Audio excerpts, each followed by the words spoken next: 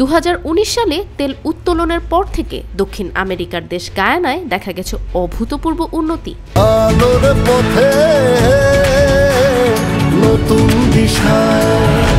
2022 সালে গায়ানায় জিডিপি বৃদ্ধি পেয়েছে প্রায় 62.3%। এভাবে চলতে থাকলে আগামী 5 বছরে ধনী দেশের কাতারেও নাম লেখাতে পারে গায়ানা। এর কারণ হলো গায়ানার প্রাকৃতিক তেল ও গ্যাসের খনি। সম্প্রতি বিবিসির এক ইন্টারভিউতে আমন্ত্রণ জানানো হয় গায়ানার প্রেসিডেন্ট ইরফান আলীকে। তাকে প্রশ্ন করা হয় যে there will be $150 billion worth of oil and gas extracted.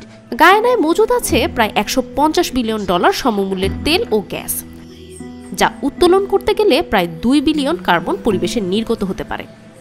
পরিবেশের এই ক্ষতির দায় গায়ানা কিভাবে এড়াবে? Into the atmosphere. ঠিক এখানেই বিবিসির হোস্ট স্টেফেন স্যাকারকে দাঁত ভাঙা জবাব দেন Irfan Ali. Let me stop you right there. Do you know that Guyana has a forest forever that is the size of England and Scotland combined? তিনি বলেন যে আপনি এখনই থামুন এবং আমাকে বলতে দিন। আপনি কি জানেন গায়ানায় সমগ্র ইংল্যান্ড এবং স্কটল্যান্ডের সমপরিমাণ একটি বন আছে?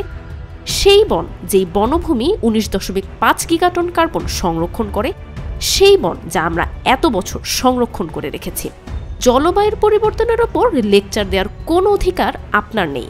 লেকচার আমি দিব, কারণ আমরা এই বনভূমিকে বাঁচিয়ে রেখেছি, যা 19.5 গিগাটন কার্বন সংরক্ষণ করে, যা আপনারা ভোগ করেন, এমনকি পুরো পৃথিবী ভোগ করে, কিন্তু যার জন্য আপনারা কোনো টাকা দেন না। বনভূমিকে সংরক্ষণের জন্য গায়ানার মানুষকেও মূল্যায়ন করেন না। তিনি আরও বলেন, আপনি জানেন পৃথিবীতে গায়ানার মানুষদের গাছ কাটার হার সবচেয়ে কম, এবং আরও চমৎকার বিষয় কি জানেন? যদি আমরা মজুদ গ্যাস ও তেলের সমগ্র অংশও তুলে ফেলি, তারপরেও কার্বন নিঃসরণের নেট পরিমাণ 0 থাকবে। Guyana will still be net zero.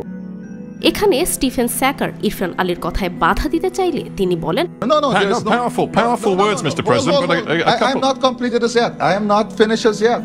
I am just not finished as yet, because this is a hypocrisy that exists in the world.